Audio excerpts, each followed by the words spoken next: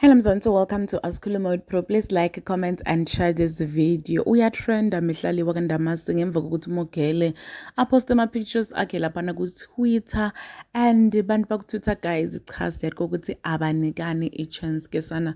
We noticed ukuthi mlomo wa Mihlali uvukile, mabele akhe aneti-crash and people knew ukuthi le bekenda lo breast what ke sana lana. I don't know ukuthi kanjani nalo mlomo wakhe bekayenda lokho ama-lips kwakhe ukuthi kuvuvuke nje ama-celebrity and people like ayibo uMihlali utofa ke sana. People were saying ukuthi why agcoka into leti too revealing kube yabona ukuthi ma-breast akhe asasenemaskazi usengakapholi. Like people were just saying nje ukuthi umtimba wamihlali muhle and the way sekawumusha ngakhona lelinye ilanga utotisola because seku-too much lola kwenda emtimbeni wakhe guys.